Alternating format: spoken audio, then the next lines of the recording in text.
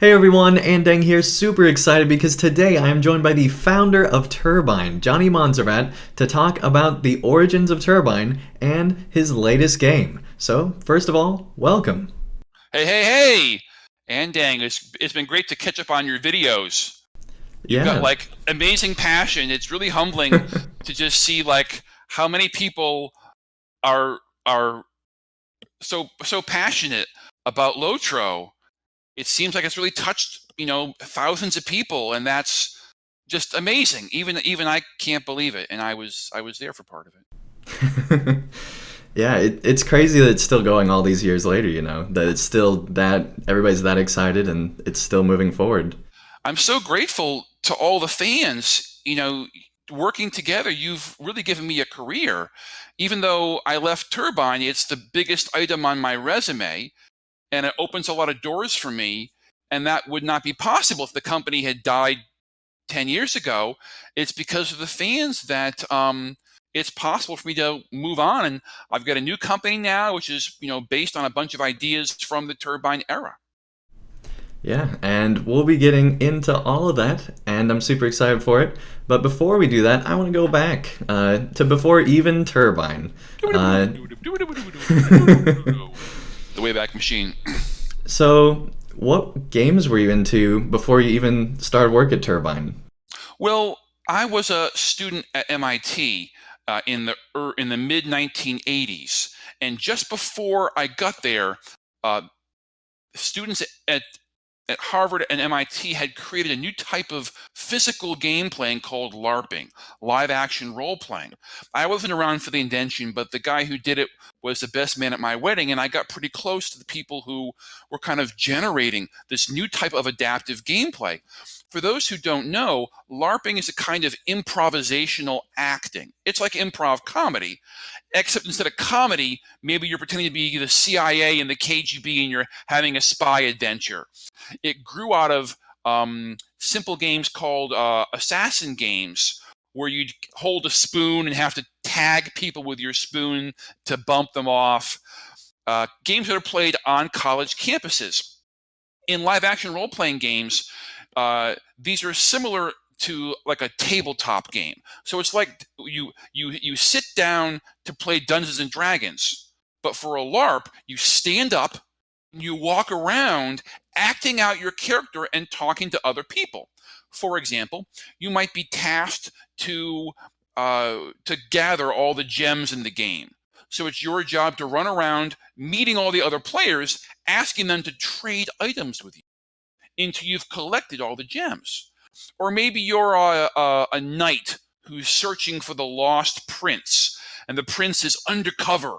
One of the other players is the prince, and it's your job to talk to people until you figure out who it is.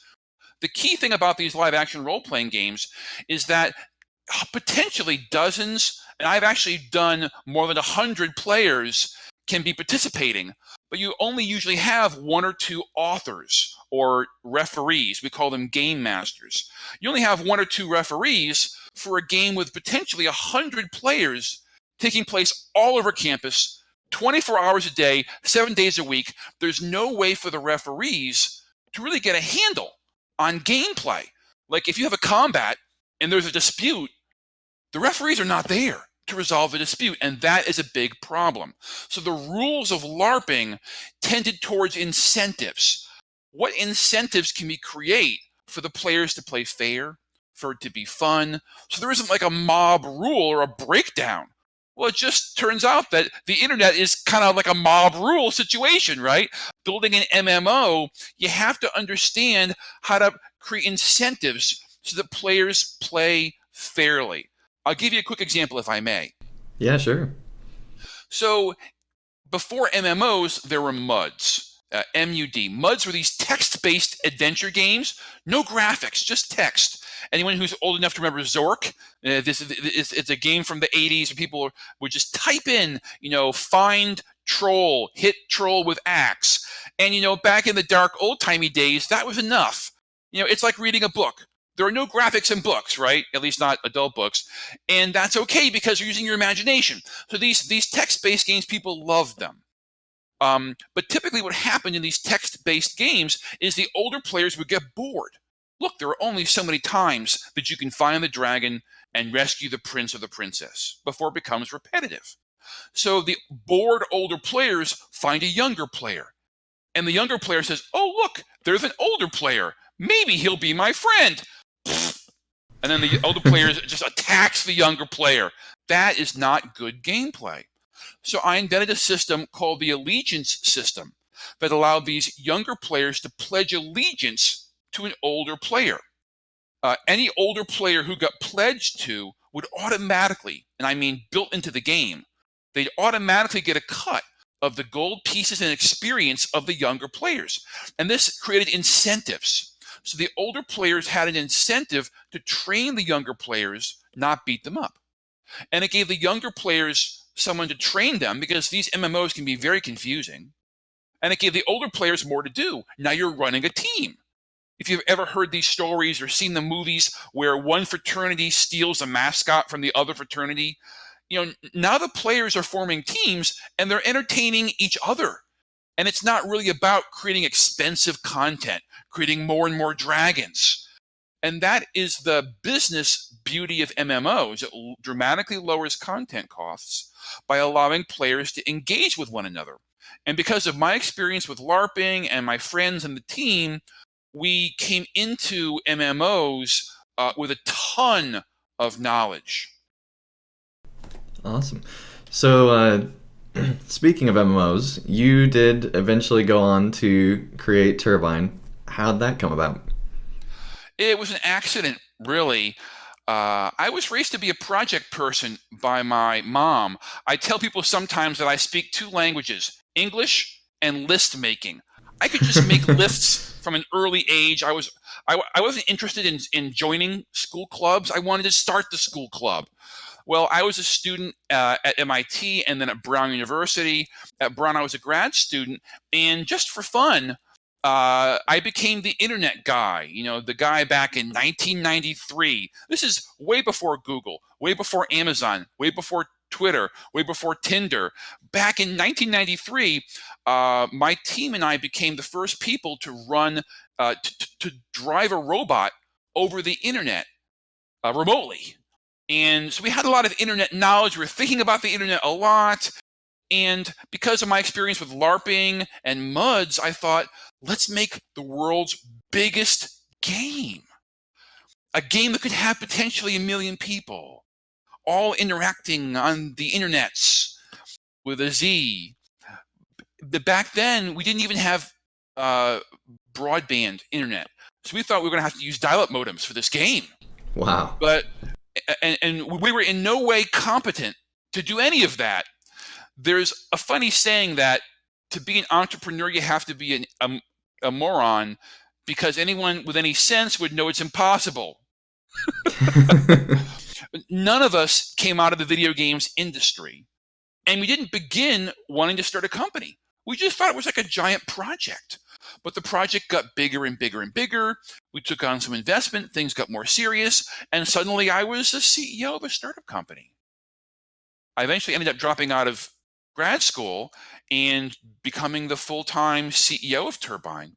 We started first in Providence, Rhode Island, but then I started to hire people, and we worked out of my mom's house in the middle of nowhere in the suburbs of Providence, Rhode Island.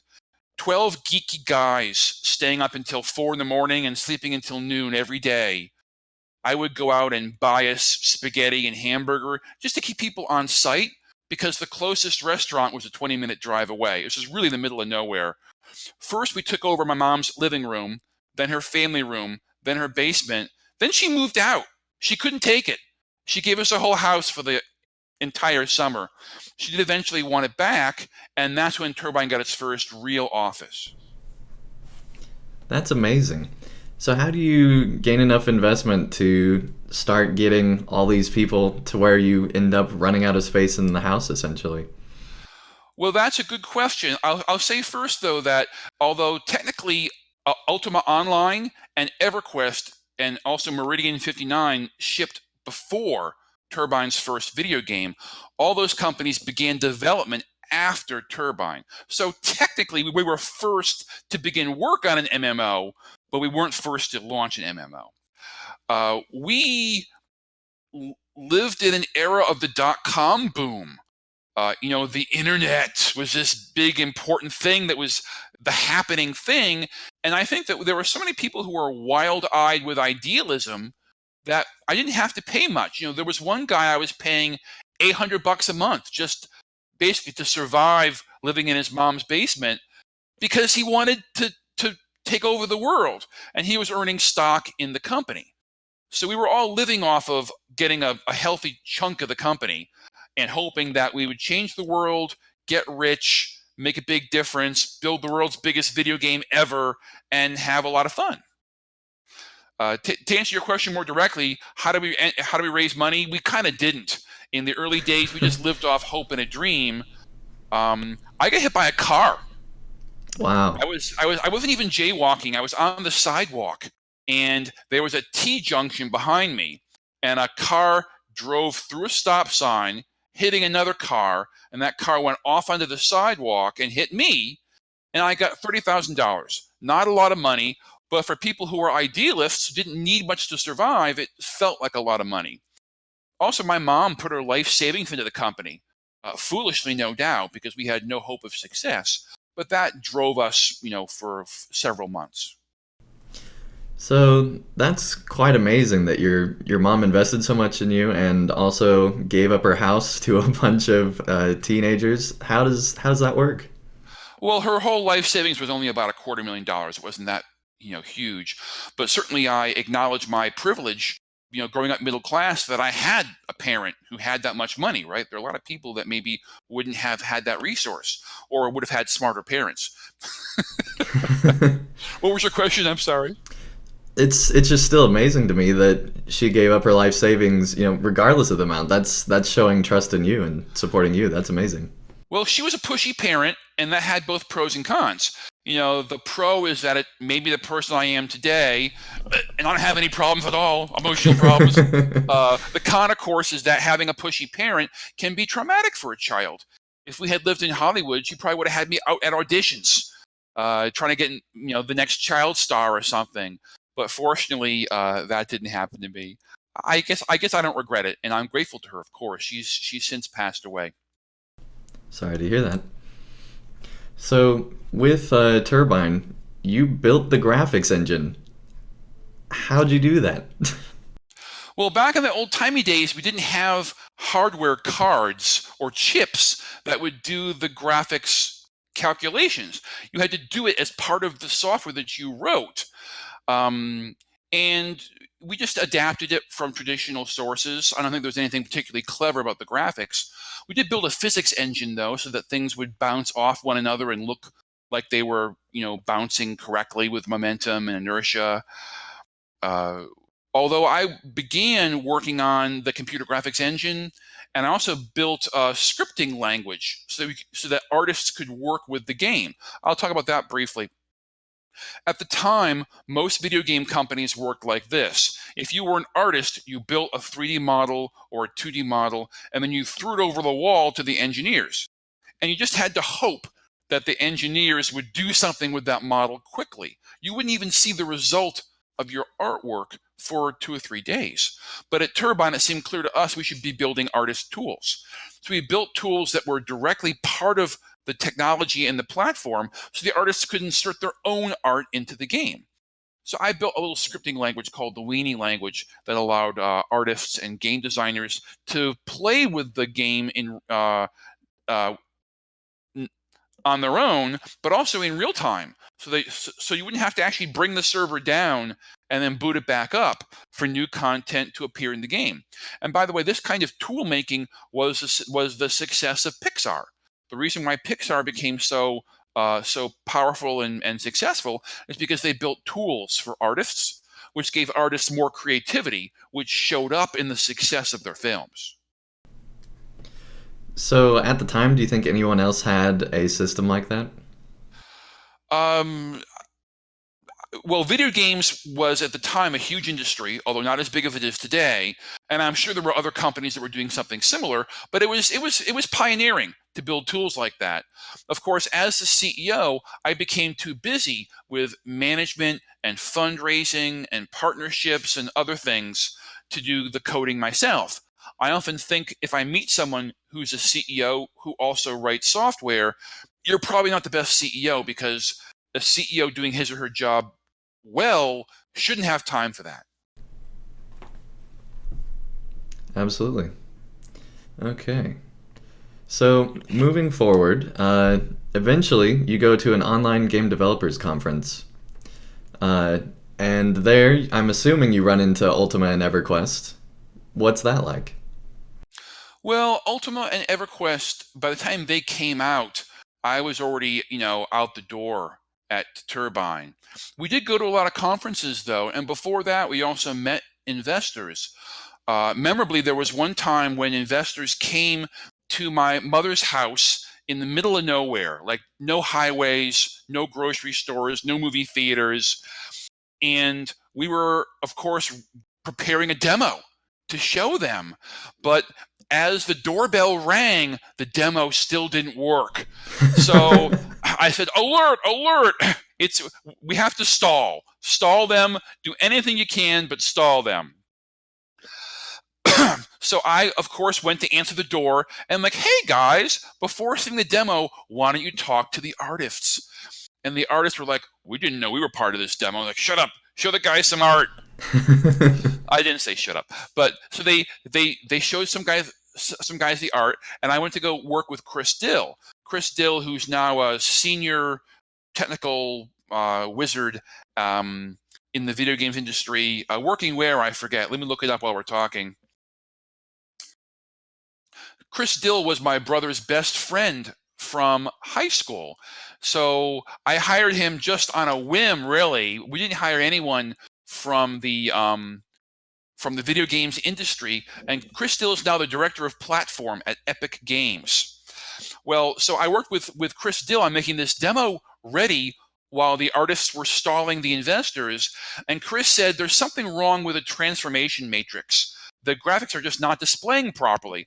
But if I had a cube, like just a regular cube, I could probably figure out why it wasn't rendering properly. So I snuck into the artist's room where the investors were still there, and I said, can you get me a cube? And they're like, what? Just get me a cube now! So they built a little cube for me and gave it to me on a floppy disk, an ancient technology. I ran the disk over to to Chris working on the graphics. He's still typing and trying to fix the bugs. Meanwhile, the investors are done with the artists, so I introduced them to Toby Reganey, who's now also a senior video games executive. He was our head of game design. And I said, Toby, why don't you talk to the investors about the game design? And he was like, I don't know. Am I part of this demo? I'm like, yes, you're part of it. Talk to them now.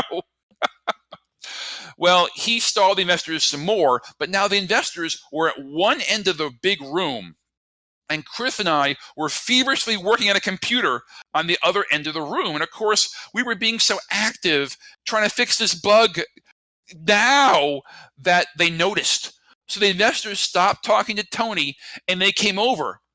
So now I'm talking to the investors while Chris is ignoring them. Chris is still typing. And eventually one of them says, so what do you do? And Chris is forced to stop typing. He turns around and talks to them. Chris presses enter, and it works for the first time. Wow. And what we show them is on one monitor, there's a creature. And on the other monitor, there's another creature. But they're part of the same virtual world, and they're interacting over the local internet. And as you walk the creatures around, they pass one another in the virtual world. And the investors said, oh, the internet. So we had a lot of demos like that. There was one demo where we pitched Microsoft. Microsoft would go on to give Turbine $3 million and do customer support and run the servers for Turbine's first game. But in our first meeting with Microsoft, we were so excited to show them a demo. And we demoed the thing, and we showed the this and the that. We're at a video games conference, and the Microsoft executive was like, wow, this is a really impressive game, but did you run this on Linux? And we're like, yeah, it's the best. And he's like, why don't you port it to Microsoft Windows and get back to me? And we're like, oh. Well, we eventually did do that. So that's amazing. How do you eventually end up with Microsoft? Doing a deal with Microsoft made Turbine. In fact, I talk about that when it comes to starting companies, how finding partners is so important. Microsoft became Turbine's first partner, having talent scouted us at a video games conference. And the first thing they wanted to do was due diligence. That's a phrase that simply means, I got to check you out. Make sure that you're good. You can't just get married to someone on the first date. You want to check them out, right? Well, we knew that Microsoft had a history of stealing ideas. They had just considered purchasing Intuit, which makes the Quicken accounting software, and apparently they went to Intuit, asked them a whole bunch of questions, and then decided to build a competitive product instead. So we spent about a week with Turbine, with them on site at our headquarters in Massachusetts, and they asked us a ton of questions, and we tried to give them answers that showed that our game worked without telling them how it worked, without giving them our secret algorithms. And ultimately, we convinced them, and they decided to help us out with a partnership.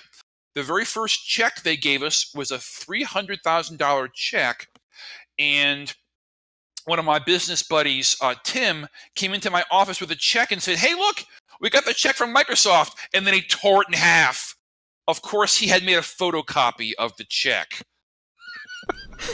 Wow. There were a lot of pranks being played at Turbine to relieve stress, and because we had to live joyously, because there's no other way to live without money. You have to be bohemian. You have to embrace it. I'll give you one quick anecdote, if I may. Yeah, sure. Well, one day for my birthday, I got woken up by a phone call. There was a guy who was supposed to come in for an interview at noon, and apparently he was 2 hours early. I couldn't believe it. So my buddy Jeremy picked me up in his car and drove me to the office. We were just frantic to get there in time for this guy who was early. We had to somehow be there.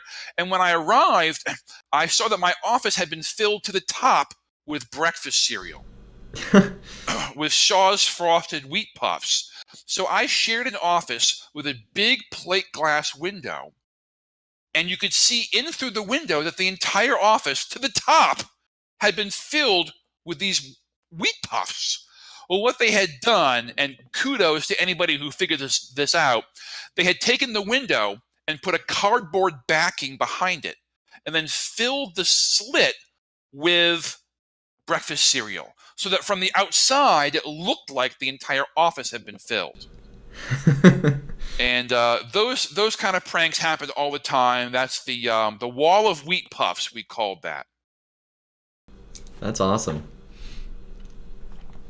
So, how do publishers influence game development?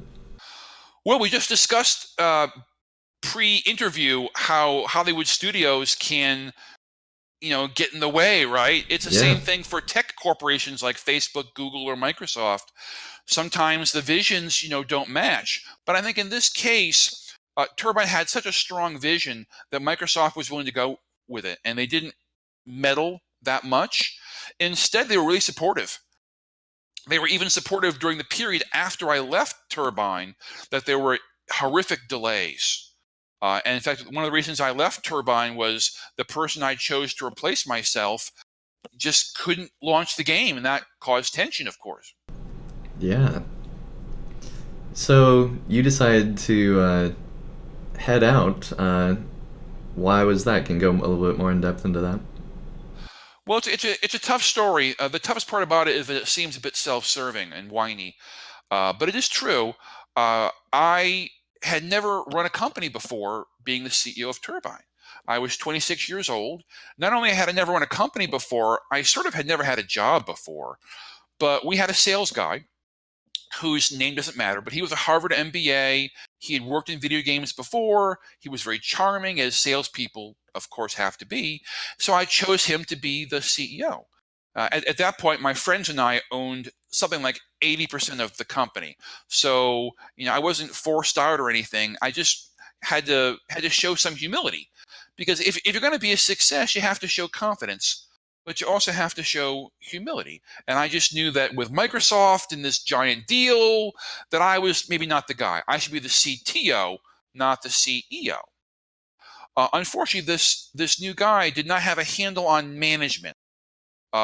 You've heard of featureitis. It's a kind of fun name for a fake disease. Featureitis, that you want to create more and more features in your game rather than launching the game. Because adding new features is the fun part. Fixing the bugs is not the fun part. And unfortunately, this fellow didn't have a handle on that. The first 36 months that he was the new CEO, the game's deadline slipped 30 months. And that is a lot. That's a 2.5-year delay during the dot-com boom. Even though we had begun Turbine in early 1994, the same month as Netscape, so very early, we just lost a bunch of time. And a competitor, EverQuest, beat us to market. All those EverQuest people are rich, but at Turbine, that didn't happen. At this point, I had left the company, so my own responsibility for this, I can't take too much of the blame, because I wasn't even at Turbine. I left Turbine in 97, 2 years before the game launched, and well before these delays kind of piled up. A second mistake, this fellow then made a second mistake, which was that he came from the world of consoles, from the PlayStation world. We had just launched Asheron's Call, a PC game. And it's just smart business principles that when you build an asset like a PC game engine, which is a huge investment, you then want to take that investment and harness it for a second game or a third game. You want to leverage that investment. But instead, this new CEO, who shall be unnamed, decided to rewrite it as a PlayStation game. Well, back then, the PlayStation could not handle the computational costs of an MMO, and that game never launched. So Turbine then lost an additional 2 years of the dot-com boom. The whole dot-com boom was only about 6 years long, so Turbine ended up losing like 5 years of the dot-com boom, and the company then took on debt. All the stockholders got basically replaced with investor stockholders, and that's why none of us from the early days got rich. Man, that's terrible that you guys didn't get any of the cut there. So you can see why, even though I was an amateur, I had no MBA, I could understand what's happening with the company, and I opposed it. So coming into conflict with the CEO, of course I left the company. So I actually left Turbine before our first game launched, and I never played Lotro because I was just too heartbroken. And I would love it if one of your viewers would like to contact me and give me like a half-hour tour of Lotro. I would just like to see it from someone who's got passion for it, because I've just been too heartbroken to kind of face it or want to go through it. Wow. That's crazy. Yep.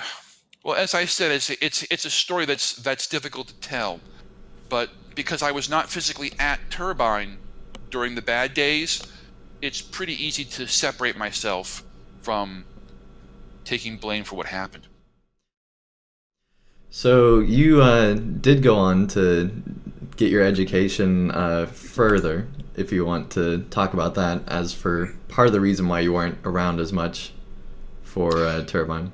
Right. Well, I was still on the board at Turbine, and I went to business school because I was realizing that despite my experience as the founder and CEO of Turbine, I wasn't getting taken seriously as a business guy, especially with my MIT credentials. That kind of said techie to people.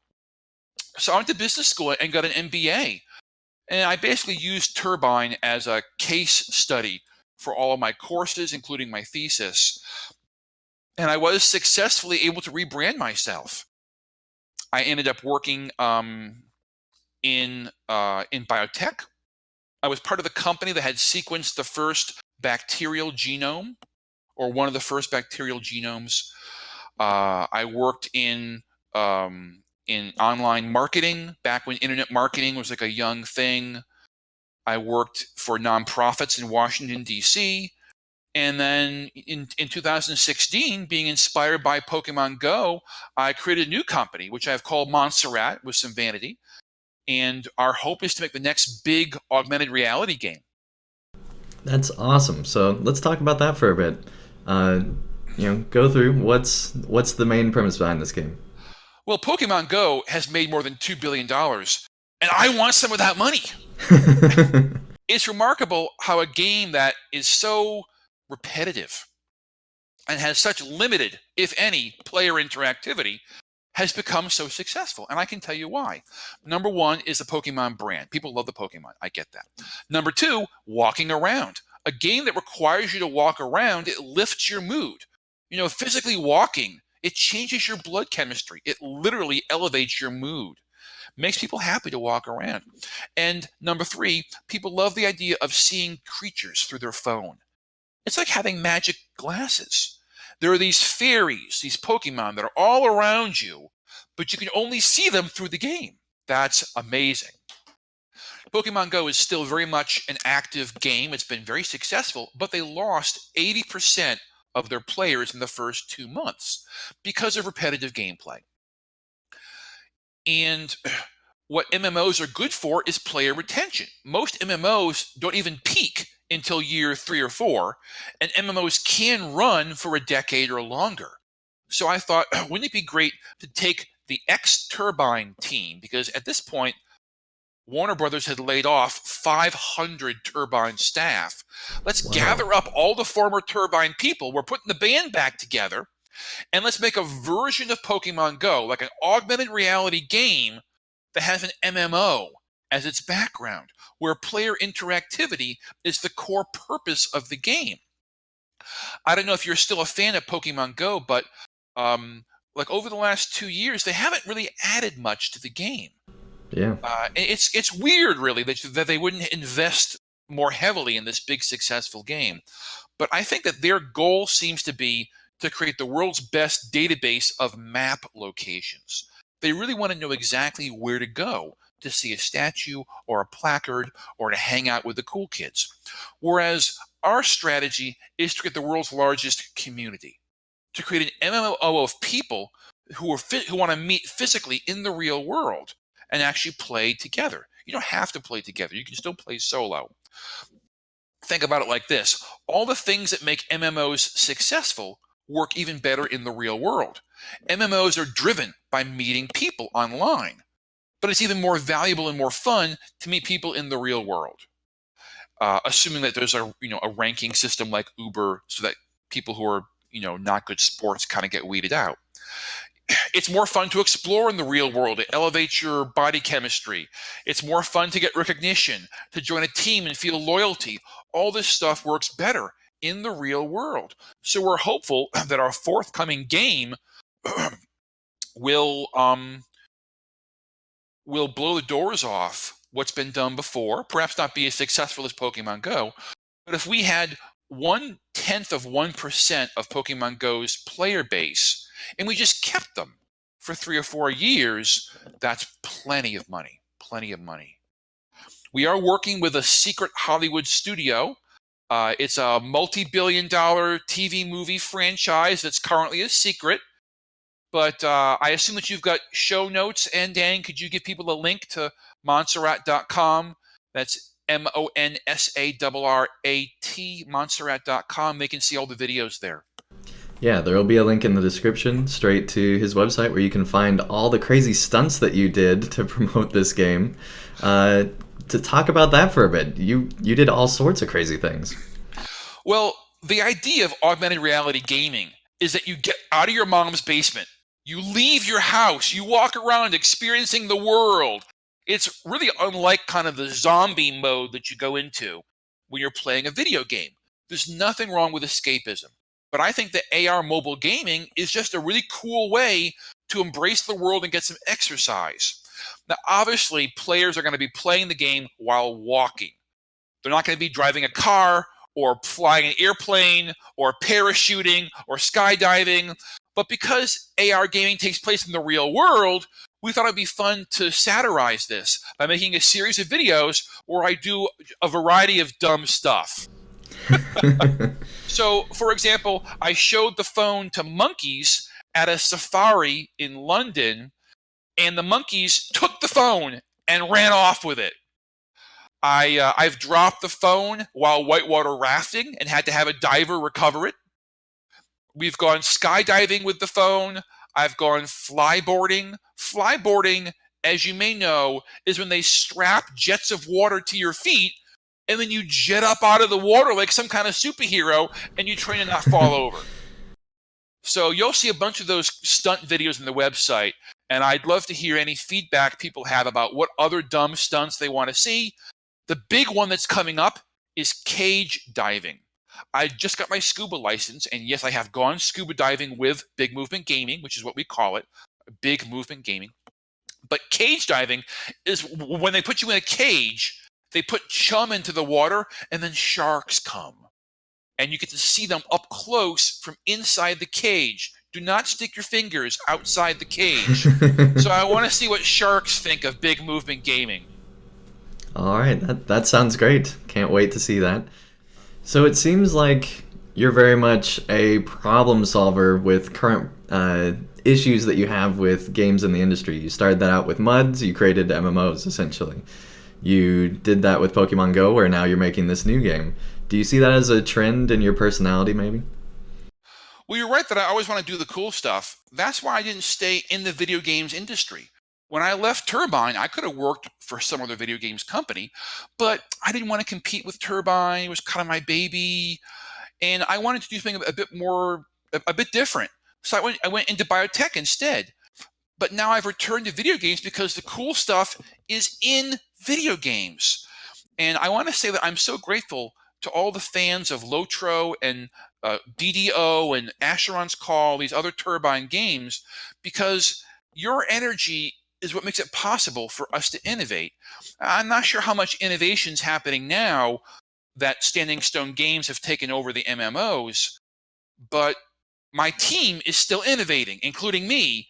And I would love it if you want to say thank you or want to support the team. All you have to do is tell somebody that Monsarrat exists, or go to Monsarrat.com and sign up for the email list, and we'll send you like super secret previews of what we're working on. It is going to blow the doors off the video games world. It's a giant TV movie franchise that you've definitely seen at fan conventions and may also own the costuming for. Well, see, there you go. You're already set up to go out into the world in your costumes and, be doing all the mobile gaming there. That's awesome.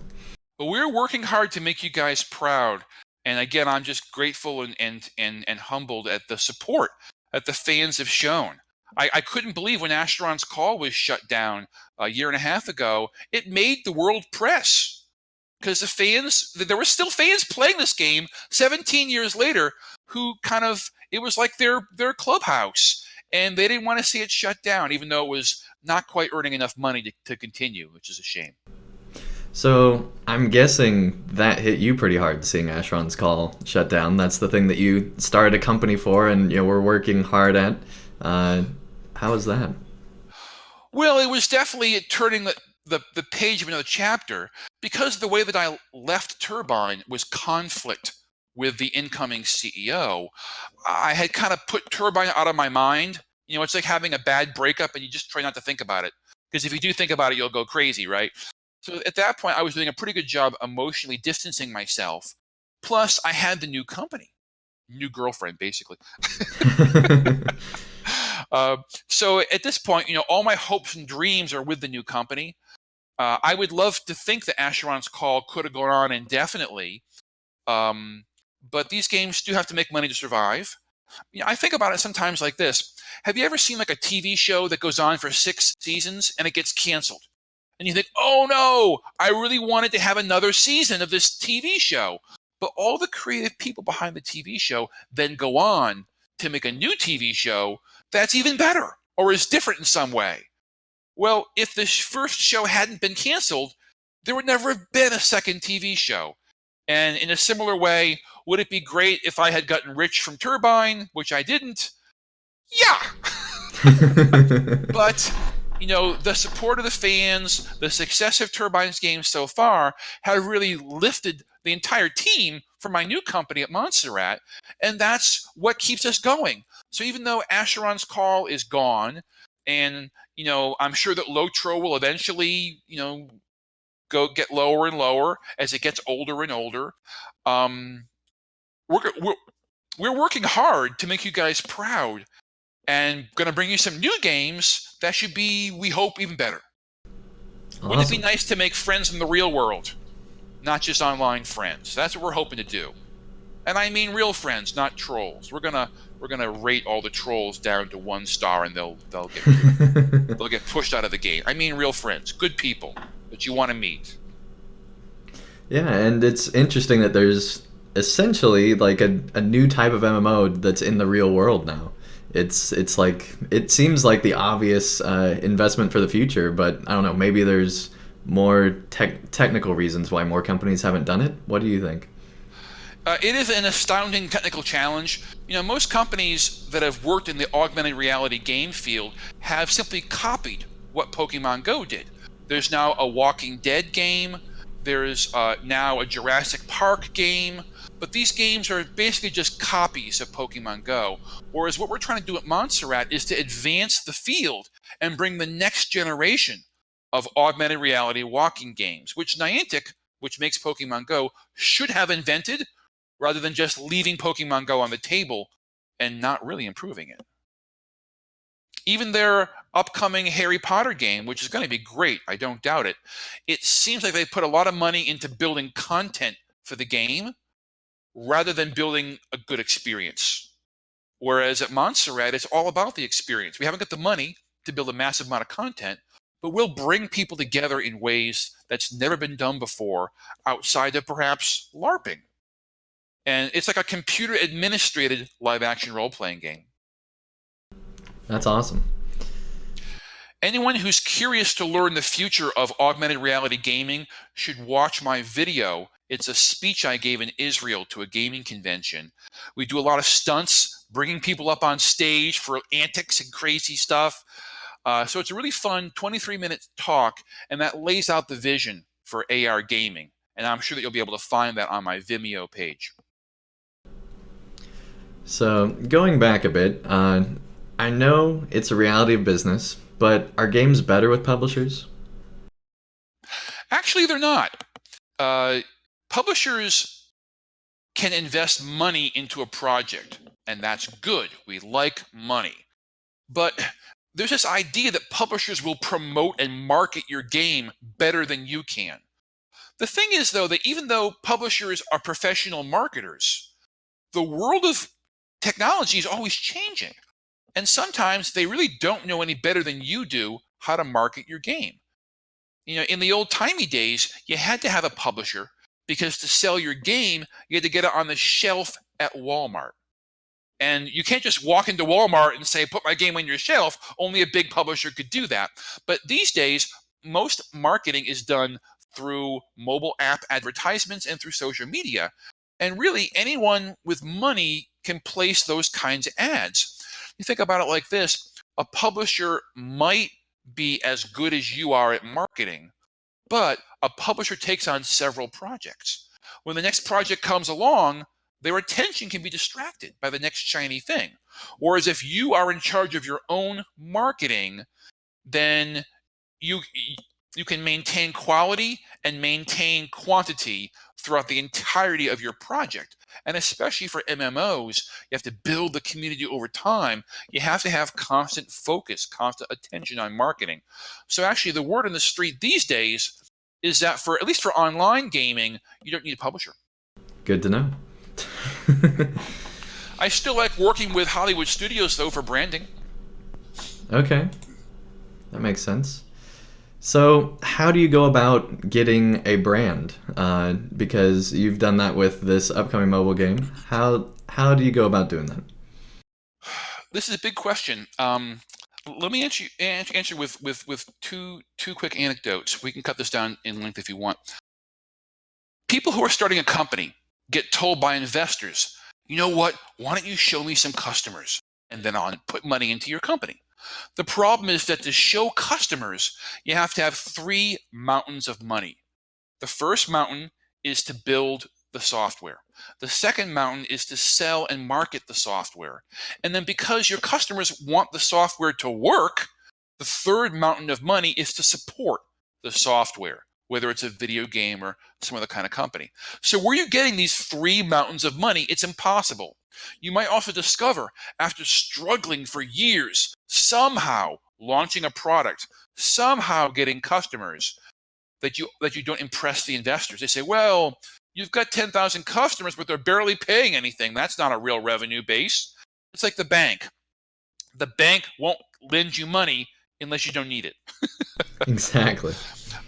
So my philosophy is don't build the product. Instead, form a partnership. And a partnership can be useful for your strategy as well. It's a lot easier to form a partnership than to get 10,000 customers. If I go to one company like Facebook or Google, or let's say I'm talking with Star Wars about using the Star Wars brand. It's not Star Wars, by the way, but let's just say hypothetically, I'm negotiating with LucasArts to put Star Wars in my game. Just one partnership deal is worth a lot more than 10,000 customers on a no-name video game. Also, having a partnership can be useful strategically. I'll give you a quick story. Imagine that you had an idea for a chocolate chip cookie. It's a fantastic cookie. Everybody loves this cookie. So you bring it to Kraft Foods or to Procter & Gamble and say, hey, would you please sell my cookie in grocery stores around the world? And they say, I'm sorry, we already have a chocolate chip cookie. I've just spent 2 years building something that can't be distributed because I haven't checked in with my partners. So instead, let's say that Kraft Foods says, you know what? We hear that social media is a big deal. Could you please make us a social media cookie?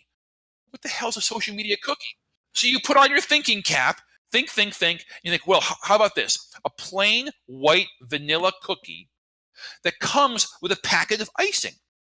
And the idea is that when you get the cookie, you draw on the cookie, take a photo, and post it to social media. That's a social media cookie. They love it, and you go worldwide and become rich. So you see how not only are partnerships more useful in fundraising than building a product, which, by the way, is impossible, partnerships also can help you strategically. So you're building something that is actually useful, that works in a business sense. I sometimes phrase it like this. The number one mistake you're making is putting the customer first. You keep hearing that putting the customer first is important, right? But if you put the customer first, what about the distributor, the tech partner, the investor, all the other stakeholders that make a company great? Sometimes you'll get ideas from these partnerships that are actually more important. Now, I'm not saying that you don't want to please your customers. Obviously, you have to have happy customers. But because customers don't really have the leverage to make you a big success, sometimes it's smarter to focus on partnerships.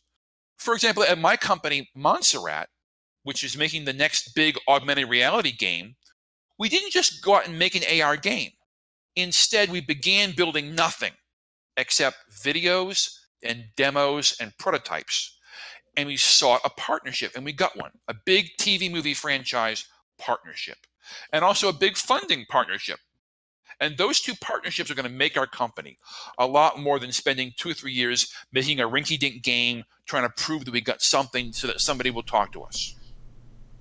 Yeah, that makes a lot of sense. A second way of answering your question, so you actually asked the question, how do you get these partnerships? This is the number one thing about success. Anyone out there who's looking for success starting a company, or even success in your personal life, being successful means advancing in your career or getting your company to advance. But however you're doing it, you're always getting someone with power who's above you to talent scout you and lift you up. You're getting your boss to give you the responsibility of a promotion. Or you're getting an investor to put money into your company to lift you up. Now, I know that there seem like there are exceptions, like Justin Bieber was a big viral success. He didn't need any partners, right? Nobody talent scouted him. The thing is that people who go viral only go viral when they hit the mass media, like CNN or NBC. And you really only go viral in that way when a news reporter talent scouts you from above and lifts you up. So you have to find someone to talent scout you. And that means you have to be good at identifying people who will want to talent scout you, getting their contact info, and then making an approach so that they listen to you and want to help you. And there's really no getting around it. In your personal life, or if you're founding a company, you can't outsource selling you. You have to be good at selling you, which means that you have to have good communication skills. Communication skills almost always boil down to focus and knowing your audience. If I am a famous Facebook executive, people think that famous Facebook executives have no problems. I mean, they're rich, they're powerful, they're earning $1 million a year, but powerful executives have problems. Usually they're so rich that they worry about losing their wealth. It's mind-blowing. Like the rest of us just want to earn a nut and survive, right? But these rich people who should have no cares in the world are worried sick about losing their wealth. So when you look at these giant companies, like, how could I ever talk to Facebook or Microsoft? Well, guess what? They're desperate to talk to you if you will fix one of their problems. And I don't mean a trivial problem. I mean a strategic problem. Think about it like this. If it's 3 a.m. and you're hungry for a cookie, would you get up and go to 7-Eleven to get a cookie? Probably not. But if it's 3 a.m. and you have a headache, you might just get up and go to the store and get aspirin. So you want to think about, can you solve a problem for Facebook or Google or Microsoft in such a way that it's strategic, a headache problem, not a cookie problem? And it's easier than you might think to come up with a list of problems. Because let's say that there is a new iPhone that comes out or a new Samsung phone, and all the reviewers say, oh, this phone is great, but the rounded corners on the phone don't let the screen protector stay on. My screen protector keeps falling off because I've got rounded edges on my phone. Well, build a phone that hasn't got rounded edges. Like, all the information you need to find the problems in the industry is right there in the product reviews. So read the product reviews and try to figure out, as these big companies fight each other, where are their strategic problems? Let's say, for example, that Microsoft is fighting Google. Google has A, B, C, and D. Microsoft has A and B and D. But Microsoft is missing C. You're like, hey, Microsoft, you know, Google is doing C. You better do C too. And guess what? My new startup can help you with C. And that's how you get attention of executives who have the power to lift you up and get you to the next level. And that works whether it's personal or if you're running a startup. That's really smart. That's good. So Turbine eventually was basically, was sold to Warner Brothers and moved into the Warner Brothers world. Can you describe to me a little bit about what you heard might have happened or things like that? Well, I wasn't at Turbine. I left Turbine in 1997, so I wasn't even part of the delays of our first game or our failed second game, which never launched at all, the PlayStation game. And this is long before Warner Brothers bought Turbine. But I've heard rumors from people who've left the company that it's a story as old as time itself. Big companies tend to be monolithic, slow-moving, and not very visionary. Just big, lumbering companies. And they buy out these short, little, tiny companies that have energy because they're the future. They're the fresh blood, right? So Turbine was the fresh blood that got bought by Warner Brothers. But then Warner Brothers didn't really know how to manage Turbine. For example, Warner Brothers wanted to promote their movies. When a film comes out, you basically promote it once, except for the DVD release and whatever, but you basically promote a film once. But MMOs, you have to promote every month, and you have to add content every month too, kind of like a TV show. So there was a conflict there. And have you ever heard stories about how Hollywood studios can kind of screw things up with too many executives and too many notes back and forth? For example, the Superman franchise. The reason why there haven't been more Superman movies is because the licensing rights and the notes and who gets fired and the director, the creative differences, it keeps getting all screwed up. And as a result, we're not seeing enough Superman movies. Well, I think something similar happened here where Warner Brothers didn't quite know how to manage Turbine. And by trying to force Turbine into this model where we're promoting the Warner Brothers movies, it just wasn't what the MMO video game needed. I'll speak frankly, the video games industry makes more money than the movie industry. That's right. More money is earned by video games than by movies. You probably knew that already. Yep. But a big Hollywood studio does not see it like that. They've made films for 100 years, and they're going to think about video games as basically an adjunct of their films. So I don't have any details. I can't dish on this topic, nor would it be, classy for me to do so anyway. But I just get a sense there was a mismatch of cultures, plus a little bit of yanking around, one executive has notes, and our goal this quarter is this, and then our goal for this quarter is that. But MMOs grow on a year-by-year basis, putting consistent focus into building the game. So that just wasn't what Turbine needed. And as you know, Warner Brothers decided to stop making MMOs at all, which was the entire reason they purchased Turbine. But it benefits me because all these former Turbine employees, they laid off 500 people here in Boston, are now potentially new recruits for my new company, Monsarrat. So you ended up starting a gaming company in Massachusetts. What's that like? Well, Massachusetts is probably the nation's number 2 tech hub.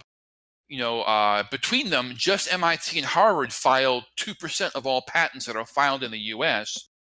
And actually, in Massachusetts, more money is raised per person than in California.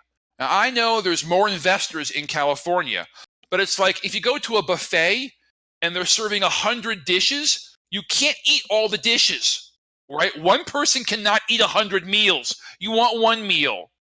But if you're going to a buffet and there are 10,000 people, you are not getting a full meal. And to me, that's California. So actually, there's more money per person being invested into high tech here in Massachusetts. And even if MIT and Harvard didn't exist, we still have BU and Tufts and Wellesley and UMass Amherst and all the other colleges outside Massachusetts but are in the area like Brown and Dartmouth. There's a tremendous amount of just academic thinking here. And to me, there's no better place to start a company. I've lost a lot of friends to California because it seems to them that that's where the cool kids go.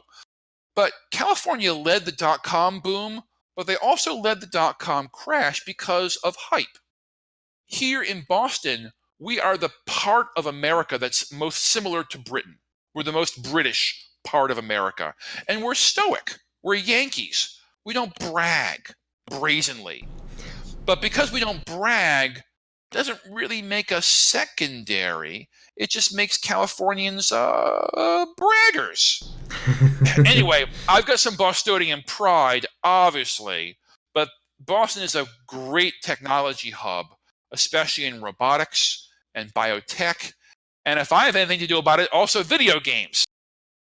So, changing topics a bit, how do you think free-to-play changed the MMO industry, and do you think you'd make Asheron's call completely differently if free-to-play was an option back then? I think that's right. In fact, Turbine was faced with that exact decision. In fact, Turbine's game, Dungeons & Dragons Online, was the first ever free-to-play game in the Western Hemisphere. I wasn't at Turbine at that time, but I'm certainly proud of the team for making that switch, which is a big gamble. But of course, now so many games are free to play, we just take it as normal. So, if you could do the whole Turbine thing all over again, what would you do differently, and what would be the same? Well, I kind of am doing it all over again because I've started a new company. I made 3 major mistakes at Turbine. Number 1 was that I gave too much stock to my friends. Turbine actually had 4 founders. I was one of 4 co-founders. But one of the founders never wanted to join Turbine full time. We just, I guess, miscommunicated. So he should never have gotten a quarter of the company's stock, one of 4, because he just never wanted to join a startup. Another fellow did a great job, but had a drinking problem and kind of burned out. Another fellow was his best friend from grade school who didn't really have the skills for a video games company and didn't develop those skills. Plus, because we were so cash strapped at the very beginning of the company, we just handed out stock like candy, and my own share of the company was diminished, and that's unfortunate. Second mistake I made was I didn't hold people accountable. Sometimes people who are your employees need to be disciplined or even fired. And because they were all my friends, I was too hesitant to do that, like this fellow with a drinking problem. Have you ever had a roommate who gets behind on rent? And the first month, they're like, "Oh, I'm so sorry, I'm behind on rent." The second month, they're like avoiding you. The third month, somehow it's your fault. "Well, why should I have to pay rent? It's your fault." People kind of get squirrely when they know that they're in the wrong and they've made a mistake. And I allowed people to take advantage of, I guess, just friendship, whereas I should have held them more accountable. I also used to think that if you fired someone, it would cause a morale slump. But actually, when you work with someone who should be fired, you pretty much know it. And when they do get fired, you're like, finally. It usually raises morale when the person who needs to get fired does get fired. And the third mistake I made was I hired Turbine's second CEO. Why? Because I was young and inexperienced. Microsoft was going to put money into the company, but it was such a big deal. Like dealing with Microsoft, it's a big deal. Anyway, so I found and hired a second CEO, but I was not really qualified to hire a CEO. What did I know about hiring CEOs? So I hired someone because I liked him, but he turned out not to be competent, and that was a problem. Anything else you want to add before we end out here? No, I don't think so. I guess I'll just repeat that I'm really grateful to people who become fans of Turbine, because I left Turbine like breaking up with a significant other. I never really got to enjoy the notoriety of being the founder of Turbine, or got to experience playing Turbine's games. So when I encounter someone from the world of Turbine fandom, it's just really pleasant, and it really makes my day. It's not something that I've gotten used to because I left Turbine before really being associated with the brand. Like it feels like nobody knows that I exist sometimes because I left Turbine before the game was launched. Any fans who want to contact me, I probably will respond to you because you're important to me. And I'm grateful to you in a way that's not shallow, in a way that I really mean it. So thank you. It's been good to have an opportunity to say that to somebody. That's awesome. Well, thank you so much for starting Turbine and allowing us to experience all these great moments over the years. You're welcome. We are working hard to make you proud, and our next game is going to be even better. That's awesome. Can't wait to see it. Thank you so much for joining. I really did enjoy this. And if you guys have any questions or comments, how can they contact you? Well, just go to Monsarrat.com. It's MONSARRAT.com, and you'll see my email there. Or you can subscribe to the email list and get little sneak updates on what we're working on. But I'd be pleased to hear from anyone who was inspired by Turbine. I do occasionally get these stories of people who got married through Asheron's Call, or they just, had a life-changing experience in some way. And, those stories really keep me going. My current company, Monsarrat, making these AR games, we're not earning any revenue yet. We're not getting paid yet. So hearing from fans that they want us to keep going, it keeps us going. Just hope for the future and love from players is the fuel that we're running on. And we could use some more before we can start, making some money and paying rent and stuff. It really helps. All right. Well, thank you so much for joining. It really was a pleasure. And, thank you. Yeah, thank you. All right, that was my interview with Johnny Monsarrat, the founder of Turbine. If you guys enjoyed it, be sure to leave a like down below. And man, I just can't believe that Turbine started out of his mom's house just over the course of a summer. And then they eventually moved into an office and got a deal with Microsoft and went on to eventually be sold to Warner Brothers and just go on to have all the success and failures that accompanied Turbine over the years. It's a pretty amazing story. It was really enlightening, so a big thanks to Johnny for coming on and sharing his story with all of us. If you guys want to reach out to him, be sure to go to his site, which will be linked in the description down below, where you guys can, of course, send him emails and reach out to him and show him the love of the Lotro community and DDO and Ashron's call as well. And just tell him thanks for all of his work over the years. It's just awesome, and without him, we would never have the games that we enjoy so much today. So hopefully you guys enjoyed this video, and I'll see you again real soon for hopefully more interviews. But till then, thank you all so much.